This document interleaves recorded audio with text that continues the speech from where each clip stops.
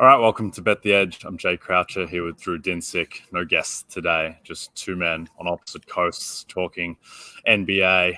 Looking forward to getting into all of these series, Drew. But firstly, what did you make of the games last night? Loved them. Great games.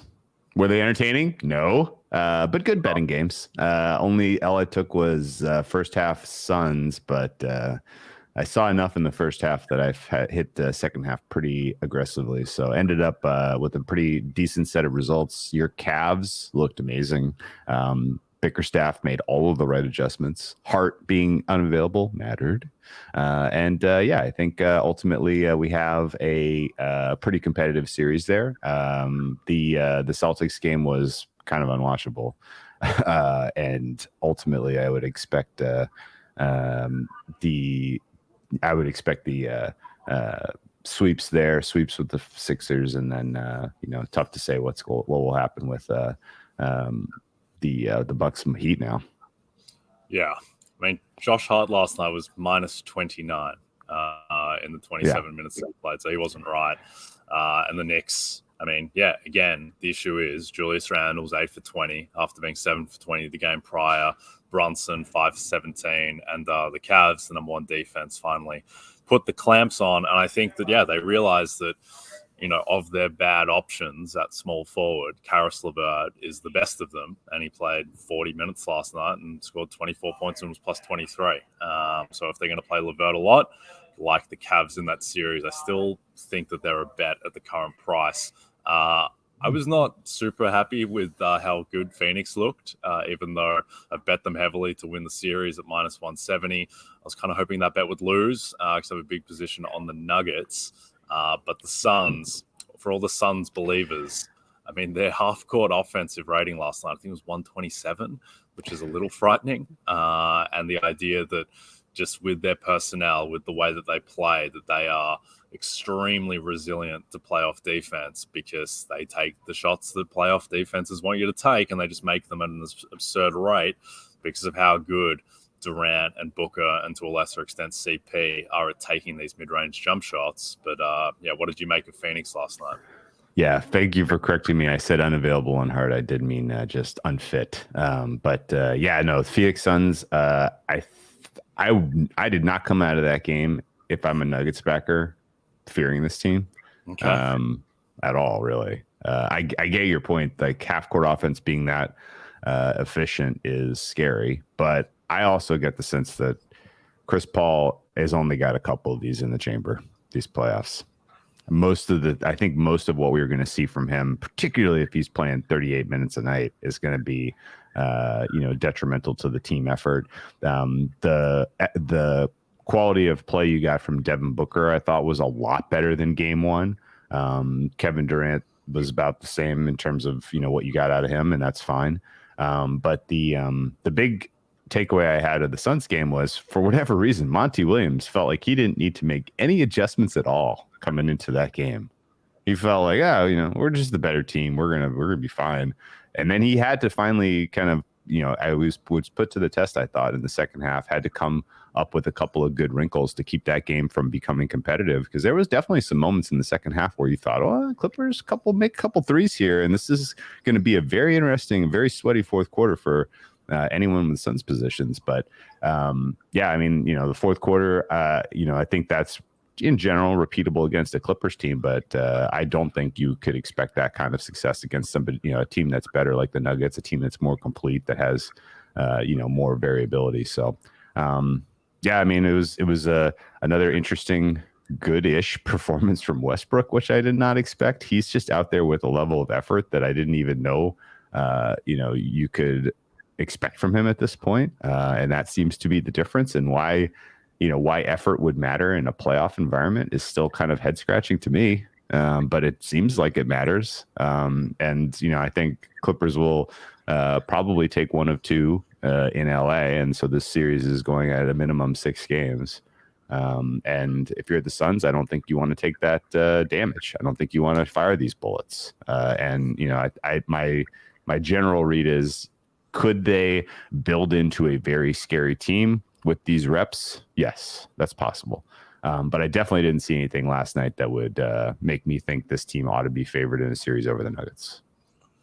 Yeah, I would favor the Nuggets still as well, particularly with home court. I think Monty did seem to figure out a few things with his rotation last night, where it was effectively just 8 guys, where it was Okogie, Biyombo, and Shamet as the 3 guys off the bench. We'll see what happens with Campaign if and when he comes back. But, I mean, it's a little bit of a concern that it's the second game of the first round, and they're playing Durant 44 minutes. They're playing Booker 45 minutes. CP's at 38, which is probably okay. But, I mean, they're putting a lot of mileage on these guys. And this team has huge inflated injury risk, I think, compared to other contenders, just with what Durant has been through, with what Chris Paul goes through seemingly every playoff. So I think that's one to monitor as well. And I still think that the Nuggets should be favored in the West. A team that should not be favored in the West is the Golden State Warriors, who had Draymond Green suspended last night for Game 3 against the Kings, which,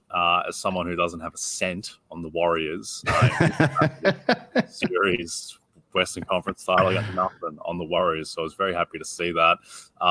Don't think it was probably warranted, but given the aggravating act from Sabonis, which I know there is some vision that he's trying to hold his face, but I'm not too sure about that. Oh, no.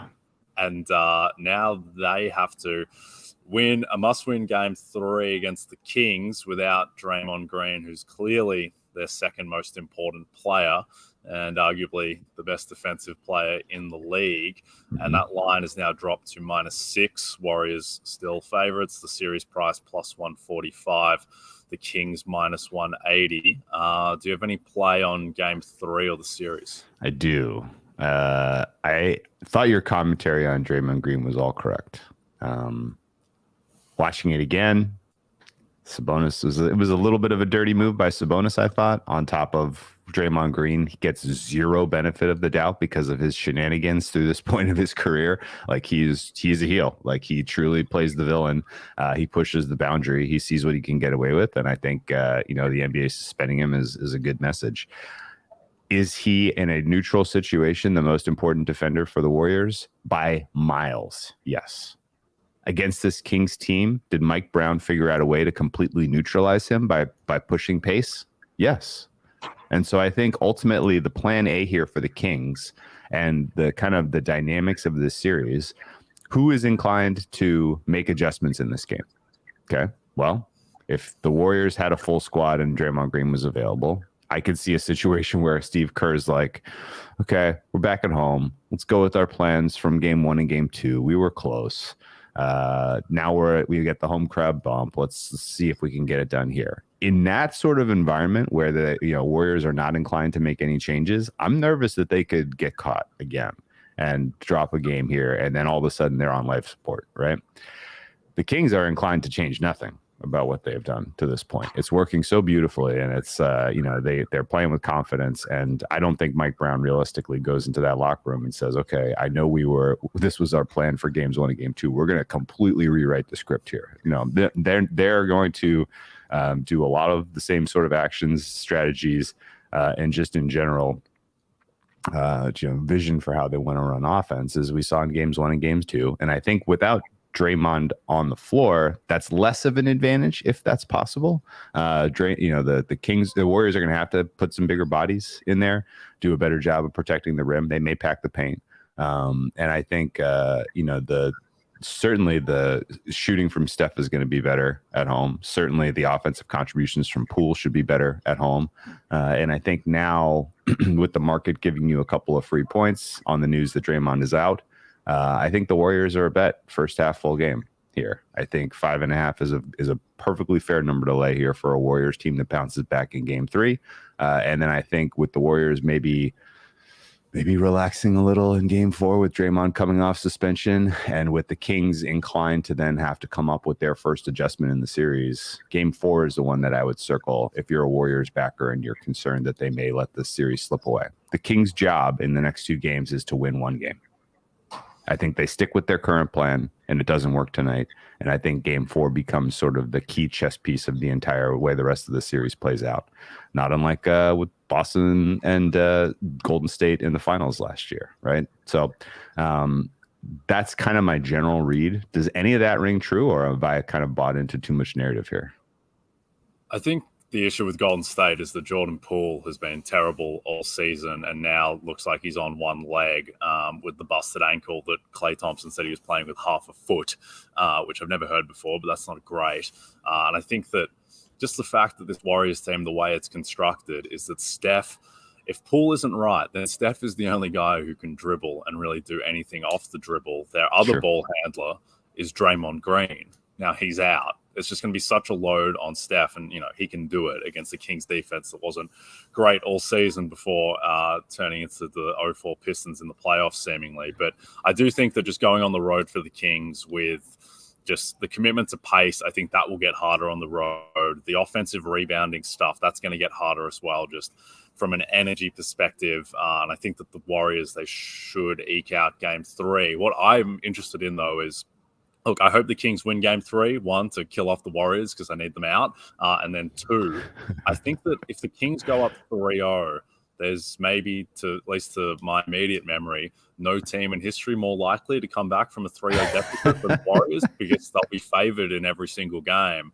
And I think if you map out the money lines, you're going to get around a fair of like plus 500 Warriors to come back from 3-0 down when you're looking at like 1.5 point favorites or so on the road, 8.5 point favorites at home. If they've won 3 straight, then maybe that Game 7 is like minus 2.5 Warriors, something like that. So I think that the market will initially overreact.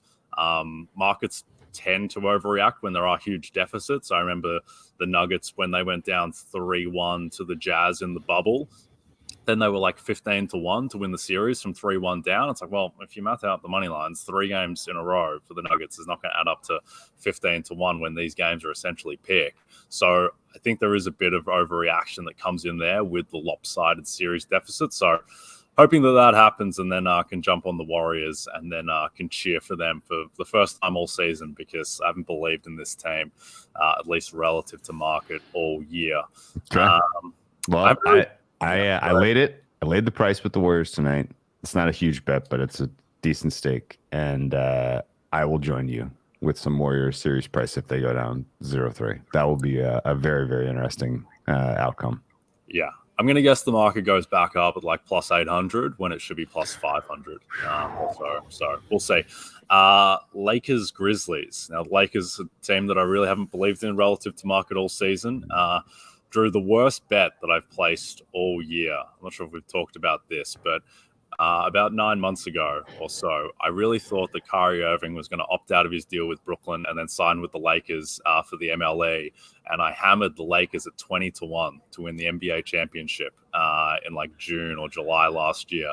That bet has been underwater from the moment that I placed it. Now it is finally maybe coming up for air. I'd say it's probably about neutral value or so now, maybe slight value. So I've been cheering this Lakers team. It looks like Ja Morant might go now. He's questionable for tomorrow. Line shifted a little bit towards the Grizzlies, but is still reflecting the likelihood that he is going to be out. Lakers are heavy minus 290 favorites. Now, if Ja can't go, then I think the series is looking pretty close to done. If he can go, though, it starts to get interesting. What do you make of this? I don't think the line is going to close this. It's going to shift one way or the other, but what do you make of the game line in the series? I am obviously concerned. I've almost put myself on suspension from betting this series because of how much Grizzlies I have and how dead it looks right now. And to your story about the Lakers' futures, it's better to be lucky than good sometimes. That's the way it works.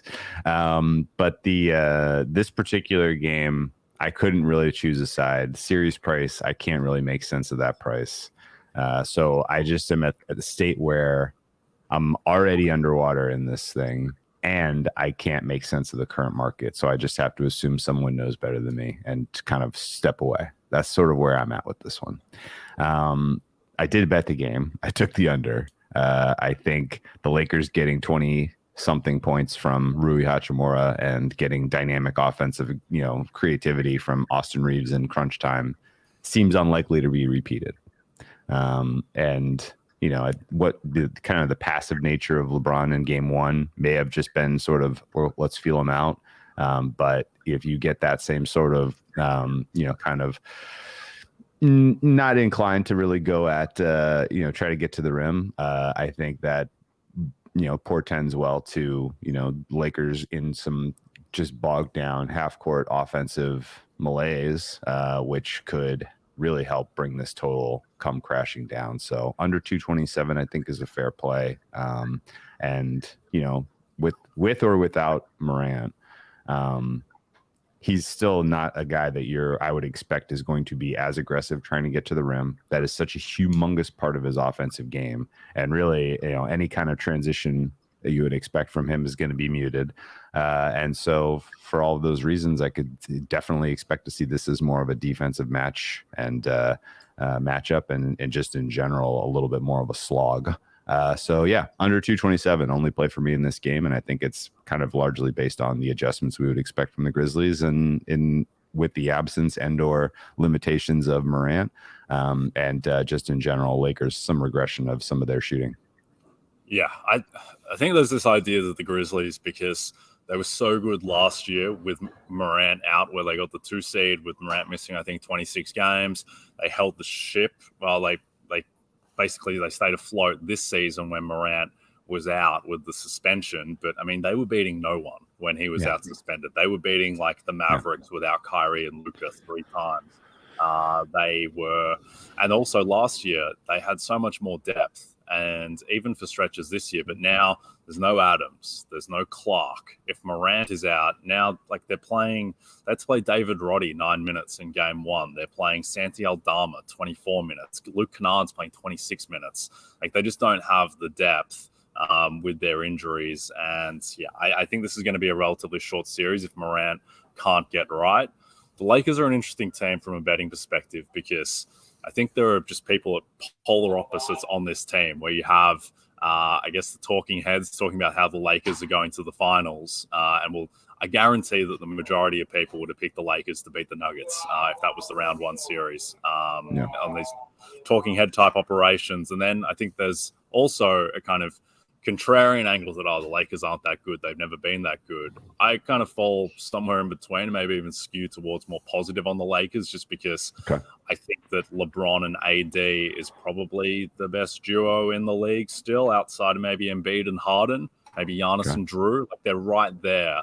And then I don't really understand the rest of this Lakers team. I don't understand Dennis Schroeder's entire career, how he goes from out of the league to suddenly very useful and closing play-in games and being the third best player on the Lakers for stretches. D'Angelo Russell is a very weird player to just kind of conceptualize because he is, in theory, very useful offensively and then gets just played off the floor defensively. It's going to be a much, much easier series for D-Lo if Ja Morant can't go.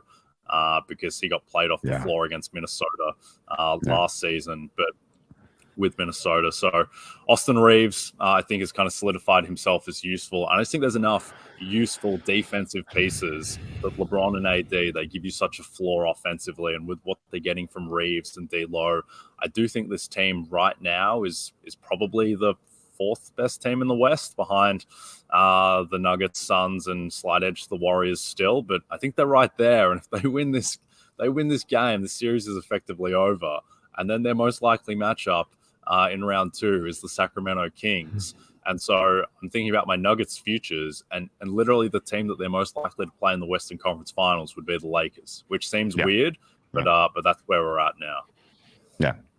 If you haven't already gotten some Nuggets futures, I think you can still get a very fair price. They're going to be there. We haven't gotten to that series yet, but and I'll save some thoughts there. But I like the way the Nuggets match up against the Lakers if that's your Western Conference Finals. I like the way the Nuggets match up against the Kings if that's your Western Conference Finals. And I mean, like, really anyone on this side of the bracket isn't really scaring you. The only thing that you kind of brought up about the Grizzlies that I would take some objection to, Bane is better this year than he was last year. So is Jaren Jackson Jr. JJJ is better this year than he was last year. Steven Adams didn't have he got played off the floor in game 1, I believe, against the Timberwolves last year in the Grizzlies Timberwolves series. So him not being available, I was always kind of apparently Brandon Clark matters a lot. I didn't really see that coming. And you're right. The rest of the bench, down the line, like a lot of uninspiring play out of some of those guys. So we need a little bit of a favorable whistle if we're Grizzlies supporters here and we want more of an entertaining series. A Grizzlies win in this spot and some, additional time for Ja to get his hand right. Obviously, I think it'll be very entertaining games in LA. If you have a fullish strength Grizzlies against a Lakers team that still does, I have a ton of questions about their depth. So series isn't over, but I can't get involved anymore considering where I stand. Yep. I think the other thing for the Grizzlies is like just missing Kyle Anderson and DeAnthony Melton from last year too. Like the fact that those minutes are going to David Roddy and Aldama and Kennard, it just feels like they could have afforded to lose one of Adams or Clark, but losing both all of a sudden just gives rise to parts of the rotation that you do not want. Speaking of parts of the rotation you don't want, the Minnesota Timberwolves are playing the Denver Nuggets. The Nuggets are 8.5-point favorites. Jokic is questionable with the wrist, but seems like he will surely go. The Wolves are the most infuriating team in the NBA. They looked incredible against Oklahoma City. Still, I'm not sure if we wouldn't have talked about it, but their fourth quarter and overtime against the Lakers is the worst relative to talent on the floor. I think the worst offensive 17 minutes I've ever seen in my entire life.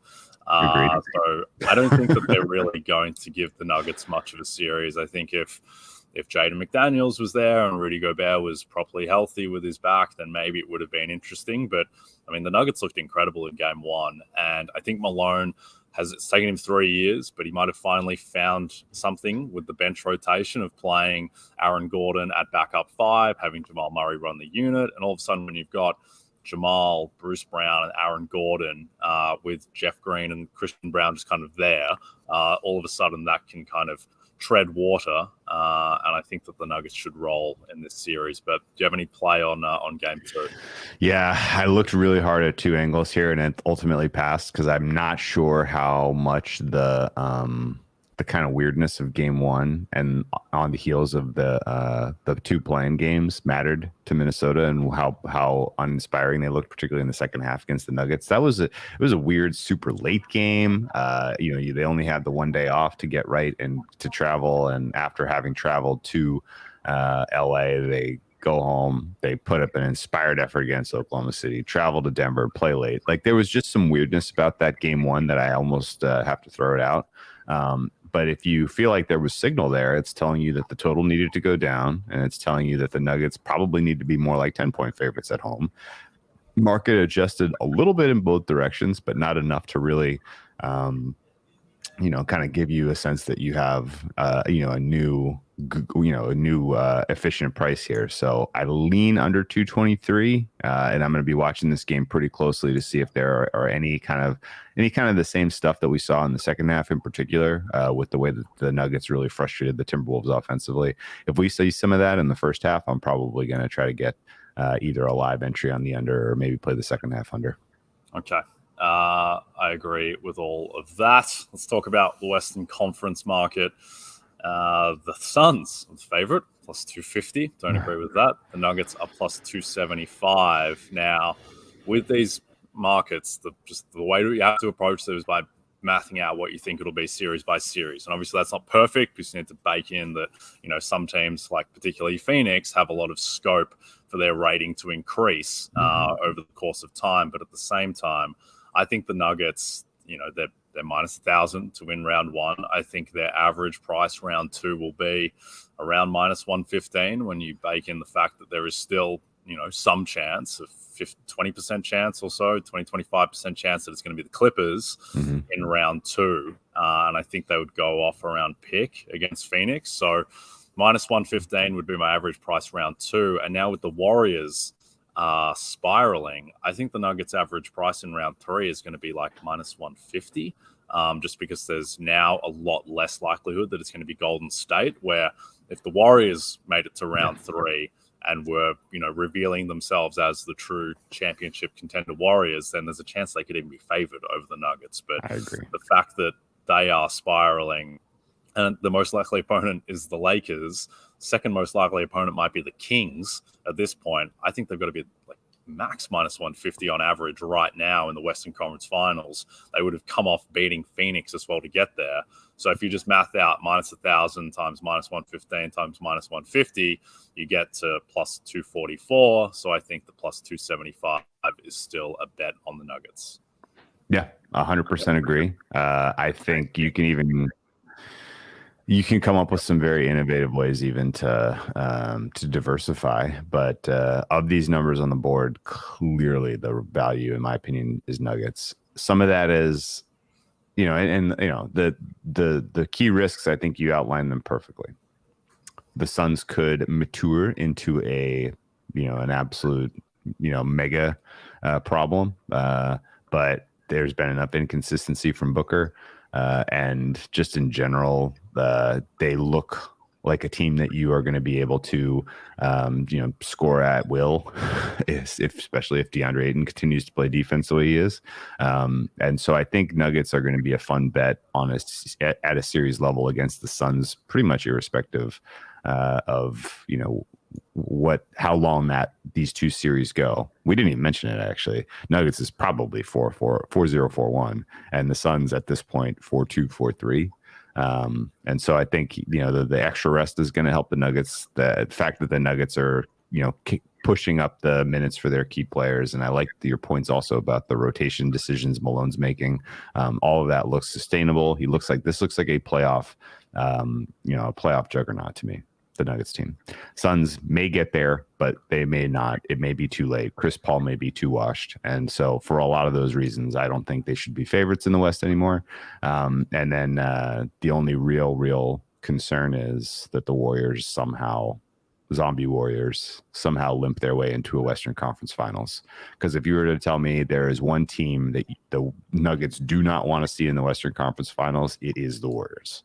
The Warriors kind of have the perfect DNA to really make them uncomfortable in a series. And I don't know that anyone else really has that. So Warriors getting eliminated. I get now a little bit better why you want the Kings to kill these guys. There's a realistic chance that if the Warriors get past the Kings, they may have the easier of the two semifinals against the Lakers or the injured Grizz. And then at that point, you don't want to have a rested, confident Warriors team and coming off of a hard-fought win against the Suns. So, yep, I agree with that. All right, before we get to the East, a reminder to download the RotoWorld app to receive breaking player news all season long. Stay ahead of the competition by favoriting players on your roster. Get the latest injury updates, player news, and much more delivered right to your phone. It's available in the App Store today. All right, Eastern Conference. Now, I've got a couple big bets on this one, Drew, at a game level as well. Normally a futures man, but dabbled in the game level here. I would be shocked if Giannis doesn't play tonight, and I don't agree with this line at all. It moved from, minus 8.5, minus 9, down to minus 5. It's already come back up to Bucks minus 6.5. And the initial movement was off of Giannis being listed doubtful.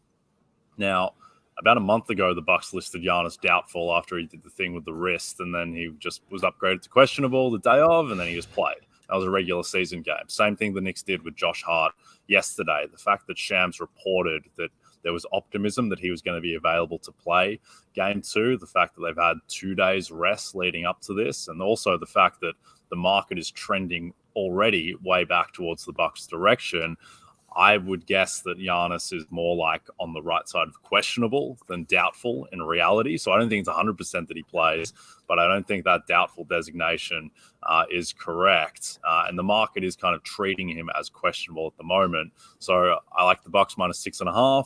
I think their series price is still a joke. It got into minus 225 at one point, which I bet.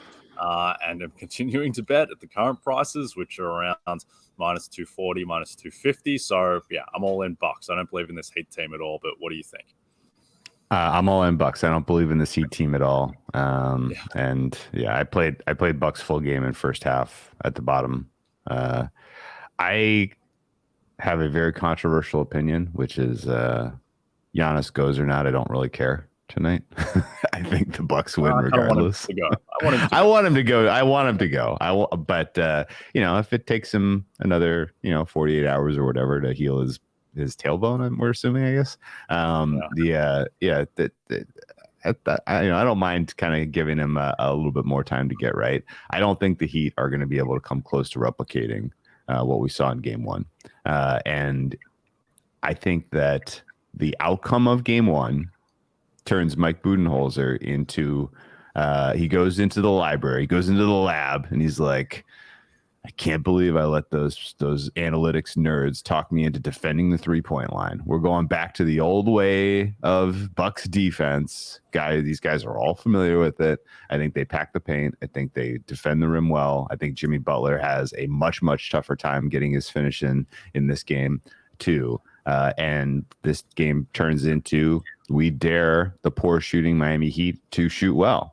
And honestly, just don't think that's realistically in the cards. I will say that the Heat have always had a really nice transition defense for the Bucks. They've always had, Spoelstra's always had a good, kind of concept in his back pocket of how he wants the Heat, wants to prevent Bucks from getting free points in transition. And the fact that, the Bucks are planning or had to have had some plan in pocket to go into this game without Giannis, I think that they may have a little bit more creativity in the half court. And that should unlock some of the, some of the ways that they can really punish the Heat, particularly when they have minus defenders on the floor. Heat missing Tyler Hero, I think, matters, even though he's not like a world beater. He is absolutely one of the guys that could have preyed on the adjustments that the Bucks are going to make defensively. This isn't to say that the Heat don't have any shot at all over the balance of the series. Jimmy Butler is obviously, a guy that you can put in sort of the pantheon of elite players in playoff basketball. But at the same time, I like the price you got on the Bucks. Let me look at what my fair is. My Bucks fair price right now is minus 330. And so if you got minus 225, you made a good bet. Yeah, I make the Bucks 100% chance to win this series. That's a big number.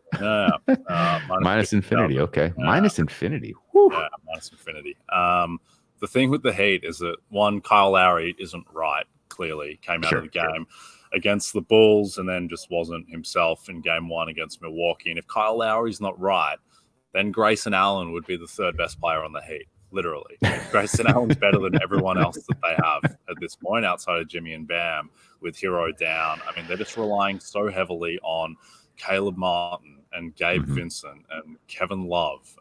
That's just not a good team in its present construction. Just asks too much of Jimmy and Bam. And the Bucks, even without Giannis, the Bucks are better than the Heat neutral court.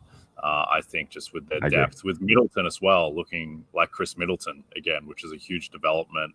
Also, if you want to focus on the matchup stuff, like this isn't the team to really exploit Brook Lopez and his deficiencies. Like I think that the Bucks, in a way, they scaled down for the playoffs in the Brook. It's just harder to play him 35 minutes against the Celtics, for instance, if Al Horford is going to be standing in the corner. And we saw that Lopez did have some difficulty against the Celtics last year. Against Bam Adebayo, that's not going to be the same thing. So I think that the Bucks will be fine tonight. I would prefer Giannis plays, but even if he doesn't, I think they will win comfortably. Do you think they're playing? What was the doubtful? They just playing. I think it's just gamesmanship. Like these teams do this all the time. It's like when LeBron is listed doubtful for his comeback game against Chicago, just to build a little bit of theater. I don't really understand it. Like surely everyone just knows that he's going to play, but I think it's just gamesmanship. And I guess not putting expectations on him. And so when reporters are asking, it's like, oh no, he's probably not going to play, but we'll see. So yeah, I don't really understand it. I don't understand why Joel Embiid spent a month being listed questionable with the foot and just plays every single game. Same thing with LeBron, who's just questionable every single game. Everyone knows he's going to play. So I don't really get it, but yeah, I think there is a way to take advantage of it in this sense. Okay. Talk about the Eastern Conference outright. The Celtics are plus 130, which I think is kind of a ridiculous price, given that they're going to be around plus 130 just to beat the Bucks in the Eastern Conference Final. Maybe it'd be closer to plus 110, but still got to go through the Sixers as well. So no interest for me at that price. No interest in the Bucks at plus 175, nor the Sixers at plus 375. I don't really like anyone in this market, to be honest. If I was going to bet on one long shot, it would probably be the Cavs at 18-1, just because there is some downside scope for Giannis's injury. Maybe it's just worse or he aggravates it again. And then the Cavs, they would be favored against the Bucks if Giannis can't go in round 2. Obviously, that's very unlikely. I think he will go, but I do think the Cavs, who are an analytics darling, and every model would tell you that that's a bet at the current price just about, even though I don't think that they scale up for the playoffs as well, potentially as other teams. When you just look at their rotation, their shortened rotation for the Cavs doesn't help them a ton because you're still going to play a fifth guy who's probably going to be Karis LeVert. So I don't know. I don't love any of these prices, but if I was going to place a long shot bet, it would be on the Cavs. What do you think? I have to have a think on that. I don't love it. I'll go back with you. I'd go back to your first sentiment, which is there's not a good price on the board here. The Celtics price is insane. I don't really believe in the Bucks beating the Celtics in the Eastern Conference Finals. So, and the Sixers, I think I have to rationalize that I underrated this team coming into the playoffs a bit. Because the Nets have not no-showed, right? The 2 covers we've gotten so far from the Sixers have not been the Nets no-showing. It has been the Sixers being extremely, extremely dynamic in ways that I did not expect, both offensively and defensively. And the confidence I had in the Celtics Nuggets when we talked on Monday after seeing one game from every series, a little bit, I need to revisit that because I feel like Celtics 76ers could ultimately be a war, even though the Celtics over the regular season matched up so well against this team. There's clearly something about this playoff Sixers, just in general, this unit is a little bit more dangerous than I realized.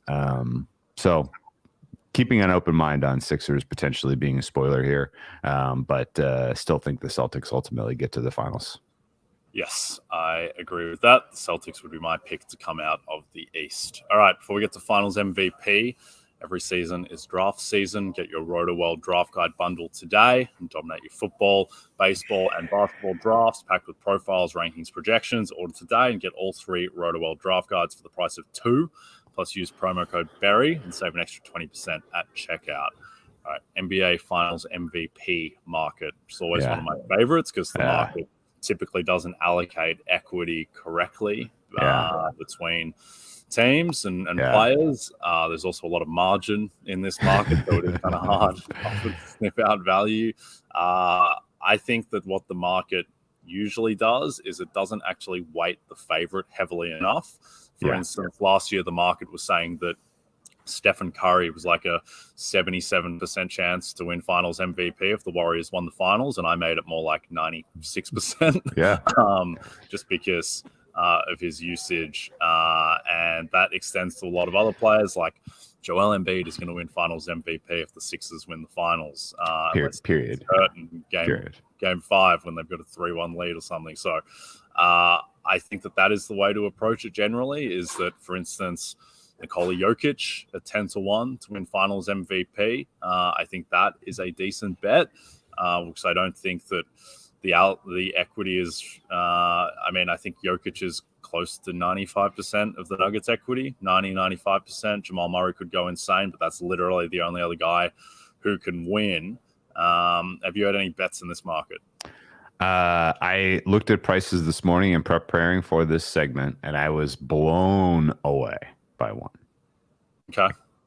Jokic 10-1 is absurd. It's absolutely absurd.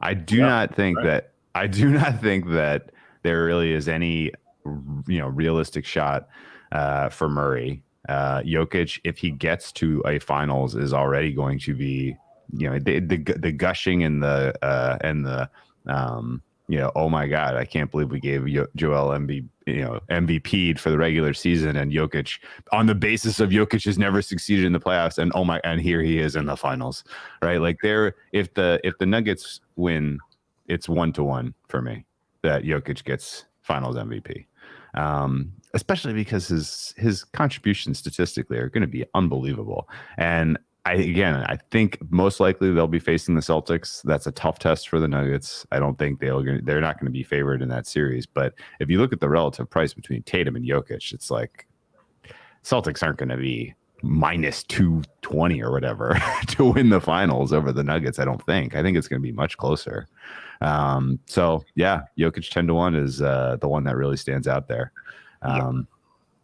I think the Nuggets, their average price in the finals is probably going to be like plus 130, plus 135, type range. Like they'll be underdogs, particularly because they don't have home court over anyone. They don't have home court over the Sixers, Bucks, or Celtics. But at the same time, if you're projecting the Nuggets to reach the finals, then you have to project that they're better than the team you think they are right now, because they're very likely going to have to go through Phoenix and then potentially the Lakers. So their rating will get upgraded accordingly. Yeah, I make the Nuggets plus 700 fair to win the finals. Just multiplying that plus 244 by plus 130, that type of range. And I think that Jokic, 10-1 on 7-1 fair, saying that, he's like a 73% chance, to win finals MVP. I think that's more like 93%, 94%. And Murray, I'm a little concerned about Murray and, the bubble performance where he would have won MVP of that Utah series. At the same time, that was 3 years ago, and Murray hasn't been that player since. And Jokic, it's a little concerning that there's a chance they win the finals and Jokic might only average, 21 points a game. But at the same time, between the rebounding, the assist numbers he's going to get, the efficiency that he'll almost certainly have, and just the fact that he is Nikola Jokic, you would think that it's an extremely high bar that Jamal Murray would have to clear to win finals MVP. So I agree, he is the best bet on the board, and really no one else leaps out to me as value. I think ultimately the Nuggets are where you want to be shopping in the futures market, be it Western Conference, NBA Finals, MVP'd. I think that's where the value is right now, because everything that's happened from the beginning of April to this moment, everything has increased the equity for the Nuggets to win the title. Yep, they are the horse. All right, Don't forget to check out NBCSportsEdge.com for more information to help you with your wagers. Thanks everyone watching on the NBC Sports YouTube channel, and please rate and subscribe to us if you're listening in podcast form. From Jay Croucher and Drew Dinsick, we'll see you tomorrow.